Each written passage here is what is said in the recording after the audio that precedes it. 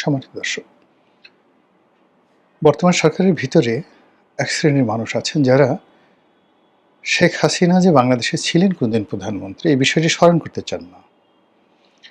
বাংলাদেশের রাজনীতিতে আওয়ামী লীগের উপস্থিতি, আওয়ামী লীগের গুরুত্ব কিংবা শেখ হাসিনার গুরুত্ব এটাকে শূন্য মানে ইটস এ ডেড হর্স। আজকে এই ভিডিওটি যে তারিখে করছি এই তারিখে দেখলাম যে আমাদের স্বরাষ্ট্রমন্ত্রী জনাব সালাউদ্দিন সাহেব তিনি যেটি বললেন যে শেখ হাসিনা নয়, আওয়ামী লীগের যে দাফন, দাফন মানে কবর। আমরা বলি দাফন কাফন বা কাফন দাফন। তো সেই যে আওয়ামী লীগের দাফন এটা দিল্লিতে হয়ে গেছে। মানে একটা লোক মরে গেছে। তো মরে যাওয়ার পর তো আসলে সেখান থেকে আসলে নতুন কিছু উদ্ভব হয় না। তো এই যে সালাউদ্দিন সাহেব যে কথাগুলো বললেন, এই কথা যদি সত্য হয় তাহলে তো বিএনপির আসলে খুশিতে নাচা উচিত। অন্যদিকে আবার বিএনপির মধ্যে, বিএনপির বাইরে, সরকারের মধ্যে, সরকারের বাইরে, সাধারণ জনগণের মধ্যে আওয়ামী লীগ নিয়ে বিপরীতমুখী একটা মিশ্র প্রতিক্রিয়া রয়েছে। সেই প্রতিক্রিয়া হলো আওয়ামী লীগ আছে, আওয়ামী লীগ থাকবে, আওয়ামী লীগ আসছে কিংবা আওয়ামী লীগ আসবে, শেখ হাসিনা আসবে, শেখ হাসিনা আবার ইত্যাদি ইত্যাদি নানা রকম। এ গেল আওয়ামী লীগ বনাম শেখ হাসিনাকে নিয়ে সরকারের ভিতরে এবং বাইরে বিপরীতমুখী চিন্তা। অন্যদিকে ইউনূস জমানাতে পুরো সময়টিতে এদেশের মানুষ একটা ভারত যাকে বলা হয় বিতৃষ্ণা, এটা ফোবিয়া ছিল না। শেখ হাসিনার জমানাতে একটা ভারত ফোবিয়া ছিল যে ভারত বাংলাদেশের জন্য আসলে একটা হুমকি স্বরূপ। তারা পাখির মতো মানুষ মারে, তারা দাদাগিরি করে, তারা সিকিমের মতো বাংলাদেশ দখল করতে পারে, তারা কাশ্মীরের মতো বাংলাদেশ দখল করতে পারে, ইত্যাদি ইত্যাদি নানা রকম কথাবার্তা। তো এই যে ভয় এবং আতঙ্ক, সেই আতঙ্কের কারণে মানুষের মনে একটা বিতৃষ্ণা তৈরি হয়েছিল ভারতের বিরুদ্ধে, যেটিকে আপনি ভারত ফোবিয়া বলতে পারেন।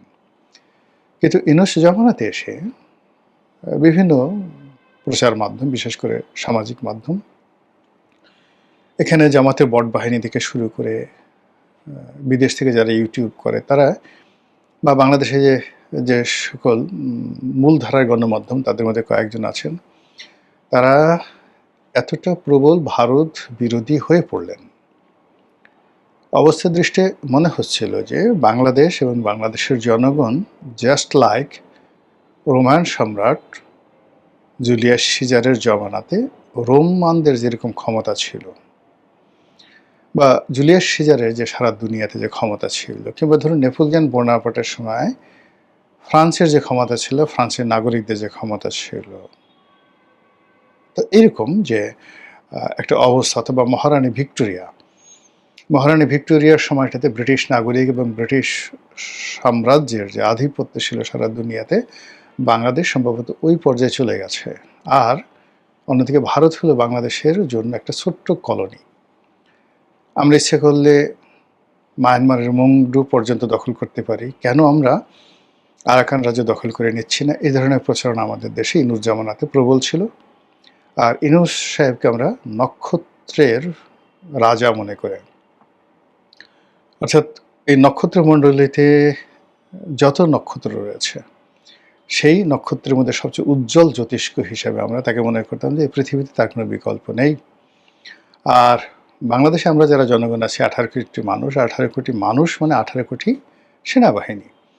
এই সেনাবাহিনী দিয়ে আমরা ভারতের 7 সিস্টার দখল করতে পারি, মায়ানমারের যে মংডু সেটা দখল করে নিতে পারি, আমরা গাজওয়াতুল হিন্দ করতে পারি, আমরা ভারতবর্ষের দিল্লি পর্যন্ত দখল করে নিতে পারি। এরকম একটা স্বপ্নের ঘোরে আমাদের প্রায় 1.5 বছর চলে গেল। চলে যাওয়ার পর নানা রকম ঘটনা, উত্থান পতন, নানা রকম পদ্মার আড়ালের খেলাধুলার একটা প্রেক্ষিতে আমরা একটা সংসদ পেলাম, একটা ভোট হলো, তারপরে সংসদ পেলাম, প্রধানমন্ত্রী পেলাম, বিরোধী দলীয় নেতা পেলাম, সংসদ চলছে, আমরা জুলাই আগস্ট বিপ্লবের নেতাদের পেলাম, আরও অনেক কিছু পেলাম। কিন্তু সব কিছু খাওয়ার পরে হাওয়াই মিঠাইয়ের মতো, আপনারা যারা হাওয়াই মিঠাই খেয়েছেন, এইরকম বিশাল ছিঁড়ে মুখের মধ্যে দিবেন আর গলে যাচ্ছে, বোঝা যাচ্ছে না যে মুখে আপনি আসলে কী খেলেন, না চকলেট না কোনো কিছু, না বাতাস না তুলা, এরকম হাওয়াই মিঠাই। এখন গত ২ বছর ধরে আমরা প্রায় সব ক্ষেত্রে হাওয়াই মিঠাই খেয়ে যাচ্ছি। একটি ন্যারেটিভ, একটি বিষয়, একটি বস্তু একেবারে ফিজিক্সের ভাষা অনুযায়ী স্ট্রাকচার হিসেবে, অবকাঠামো হিসেবে আমাদের এই রাজনীতিতে, অর্থনীতিতে, সমাজ ব্যবস্থায় মডেল রূপে দাঁড়ায়নি। সবকিছুই ফ্ল্যাকচুয়েটিং করছে গত ২ বছর ধরে। ফলে দুর্ভাগ্য এবং অনিশ্চয়তা আমাদেরকে তাড়া করছে, প্রতিটি মানুষকে। যার যার অবস্থানে থেকে আমরা কোনো কাজ করতে পারছি না, চিন্তা করতে পারছি না, স্বপ্ন দেখতে পারছি না, এবং একটা প্ল্যান বা পরিকল্পনা তৈরি করতে পারছি না। This is a huge problem, বিশাল একটা সমস্যা। এখন এই সমস্যাগুলো দূর করার জন্য সবার আগে যেটি দরকার সেটা হলো আমি যা করছি সেই ব্যাপারে আমার একটা অবকাঠামো থাকতে হবে, মানদণ্ড থাকতে হবে। আমি যা স্বপ্ন দেখছি একই অবস্থা, আমার যারা প্রতিপক্ষ তাদের সম্পর্কেও আমাদের একটা ধারণা থাকতে হবে। তো এখানে ভারত এখন বিশ্বের অন্যতম পরাশক্তি। আপনি গিয়ে দেখুন, আমরা যে পরাশক্তিগুলো আগে মনে করতাম বিশ্বের ৫টি পরাশক্তি, সেই ৫টি পরাশক্তির যে অবস্থা, এর মধ্যে ধরেন ফ্রান্স এবং ইংল্যান্ড, এই দুটো পরাশক্তি এখন আর পরাশক্তি নেই বললেই চলে। আমেরিকা এবং রাশিয়া তারা পরাশক্তি আছে, কিন্তু তাদের অর্থনীতি, তাদের সমাজ ব্যবস্থা, যে কোনো একটা যুদ্ধ চালিয়ে নেওয়ার মতো যে পরিবেশ পরিস্থিতি, সেই সফট পাওয়ার রাশিয়ার শূন্য, আমেরিকার কোনো সফট পাওয়ার এখন আর আগের মতো নেই। ফলে আমেরিকা এবং রাশিয়া এখন বলতে গেলে সামন্তরাল চলে আসছে। নতুন যে বন্দোবস্ত, নতুন যে পৃথিবী, সেই নতুন পৃথিবীতে চীন বলতে গেলে ১ নম্বর পরাশক্তি, তারপরে ভারত। এবং এই যে ১ নম্বর পরাশক্তি চীন এবং ভারত, এটি আগামী ১০ বছরের মধ্যে সেটেলড হয়ে যাবে। নো ওয়ান ক্যান অ্যাভয়েড, কেউ করতে পারবে না। এবং ৩ নম্বর পরাশক্তি হিসেবে আপনি দেখবেন সেখানে চলে আসছে ইরান।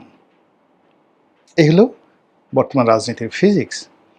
তো সেই ফিজিক্সের ক্ষেত্রে আমরা ভারতকে মনে করছি বগাসবো, কিচ্ছু না, আমাদের জন্য হাওয়াই মিঠাই। আমরা ইচ্ছা করলে দিল্লি দখল করতে পারি, গাজাওতল হিন্দ করতে পারি। আমাদের সেনাবাহিনীর মধ্যে এখন যে নতুন ৪টি ইউনিট করা হয়েছে ৪ জন খলিফার নামে, এই ৪টি কোম্পানি, এক একটা কোম্পানিতে গড়ে ধরেন ১০০ জন করে সৈনিক থাকে। তো ভারত দখল করার জন্য ৪টা কোম্পানি যথেষ্ট, কেননা ওখানে আল্লাহর রাসূলের ৪ জন বিখ্যাত সাহাবার নাম সংযোজিত আছে। এই যে বিশ্বাস, এই বিশ্বাসে কাতর অন্তত ৬ থেকে ৭ কোটি মানুষ আছে, যারা বিশ্বাস করে যে এরকম হযরত আবু বকর সিদ্দিকের নাম নিয়ে আপনি যদি বঙ্গোপসাগরে ঝাঁপ দেন, সাগর আপনাকে ভাসিয়ে রাখবে। এই হলো অবস্থা। যাই হোক, এটি নিয়ে আর আলাপ আলোচনা করলাম না। অন্যদিকে যেটা সালাউদ্দিন সাহেব বলেছেন যে আওয়ামী লীগ এবং শেখ হাসিনা তো প্রশ্নই আসে না, সে তো চলেই গেছে। আওয়ামী লীগেরই তো কবর রচনা হয়ে গেছে দিল্লিতে, বাংলাদেশে। There is no Awami League, আর কোনোদিন ফিরে আসবে না। আপা আর কোনোদিন ফিরে আসবে না। এরই প্রেক্ষাপটে আমি মনে করি যে এখানে আমাদের সবারই একটা ফিজিক্স দাঁড় করানো উচিত। ভারতকে নিয়ে আমাদের আসলে ফিজিক্স দাঁড় করাতেই হবে। আমাদেরকে স্বীকার করতে হবে হু ইজ ভারত।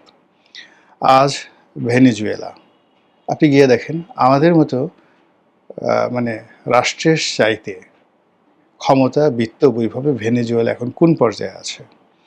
আপনি গিয়ে দেখেন মেক্সিকো, সেই মেক্সিকোর আকার, আয়তন এবং আমাদের চাইতে তাদের অবস্থান কোন পর্যায়ে আছে। এরপরে যান ব্রাজিলে, মেক্সিকো, ব্রাজিল, চিলি ধরেন ছোট দেশ, ইভেন আর্জেন্টিনা।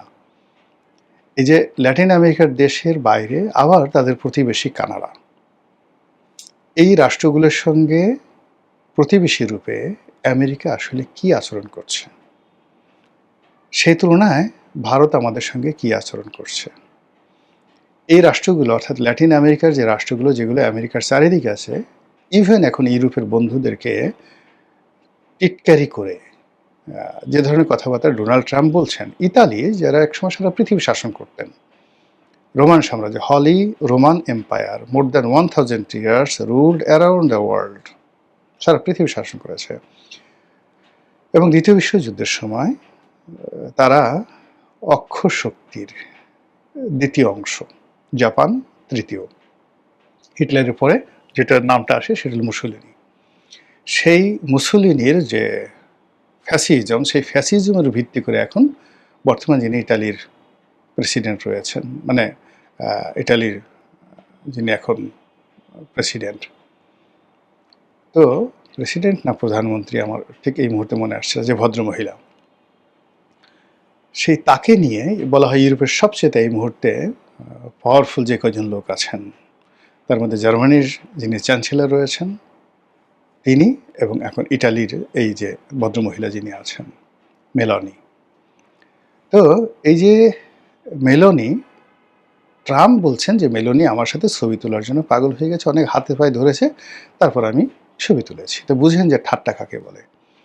তো সেই তুলনায় নরেন্দ্র মোদী আমাদেরকে নিয়ে কি বাজে কথা বলেছেন, কি করেছেন বলেন।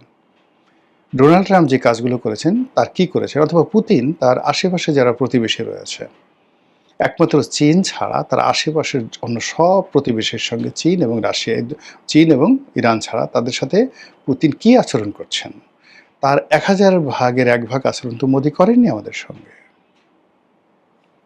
আবার ওই সমস্ত রাষ্ট্র যে শক্তিমত্তা দেখিয়েছে, যেটা ধরেন চেচেনিয়াতে সে দেখিয়েছে পুতিন, যেটি এখন ইউক্রেনে দেখাচ্ছে, তারপর ট্রাম্প যে শক্তিমত্তা দেখিয়েছে ভেনেজুয়েলাতে, তো সেই রকম যদি ঘটনা নরেন্দ্র মোদী বাংলাদেশের সঙ্গে দেখাতে চায়, কয়জন যোদ্ধাকে আপনি পাবেন? আপনি বাংলাদেশের কোনো গর্ত খুঁজে পাবেন না, সব গর্তের মধ্যে দেখবেন যে প্রাণী ঢুকে গেছে। এরকম আছে, সবাই আমাদের দেশে বড় বড় কথাবার্তা বলে। আমাদের দেশে তো যুদ্ধ একা হয়নি, 1000 বছর বাংলাদেশের ইতিহাসে বহুবার আমাদের দেশে যুদ্ধ হয়েছে সরাসরি, এবং সবসময় বিদেশিরা আক্রমণ করেছে, এবং এই বাংলাদেশে আক্রমণ করে বিদেশিরা ব্যর্থ হয়ে ফিরে গেছে, এরকম সিঙ্গেল নজির আপনি দেখাতে পারবেন না। যারাই আসছে সবাই বিজয়ী হয়েছে। কাজেই ভারতের যে ফিজিক্স, ভারতের যে অবকাঠামো, ভারতের যে অবস্থান, এটা আপনাকে আগে অ্যাসার্টেন করতে হবে এবং রাষ্ট্রকে নিয়ন্ত্রণ করতে হবে, তার জনগণকে। আদারওয়াইজ আমরা শুধু ইনভাইট করতেছি। সেকেন্ড থিং হলো শেখ হাসিনা, 6 কোটি মানুষের নেত্রী, তিনি দিল্লিতে কি রাজবন্দী হিসেবে আছেন, আশ্রিতা হিসেবে আছেন, চাকর হিসেবে আছেন, নাকি তাকে প্রধানমন্ত্রীর প্রোটোকলে ভিভিআইপি মর্যাদা দিয়ে রাখা হয়েছে? এটা একটু খোঁজ নেওয়া দরকার। যদি তাকে গোয়ালিয়র দুর্গের মতো এরকম একটা দুর্গে বন্দি অবস্থায় রাখে, তার খাওয়া দাওয়া ওরকম অবস্থায় রাখে, এবং যে কোনো সময় তাকে বাংলাদেশে ফেরত দেওয়ার জন্য ভারত প্রস্তুত থাকে, এবং ভারত সেটি করবে এরকম যদি বিশ্বাস আপনার থাকে, ইস্টকে নর্মাল লোকে। কিন্তু যদি তাকে দালাই লামার মতো সম্মান দেওয়া হয় বা তার চেয়ে বেশি দেওয়া হয়, যদি তাকে সোনিয়া গান্ধীর মতো বা অমিত শাহের চেয়ে বেশি প্রোটোকল দেওয়া হয়, তাহলে শেখ হাসিনার দাফন হয়নি, আওয়ামী লীগের কাফন হয়নি। একটা শক্তি বাংলাদেশের ভিতরে আছে, 6 কোটি মানুষ, অর্থবিত্ত ক্ষমতা, তার সঙ্গে ভারতের মতো একটা পরার শক্তি একেবারে লেগে আছে।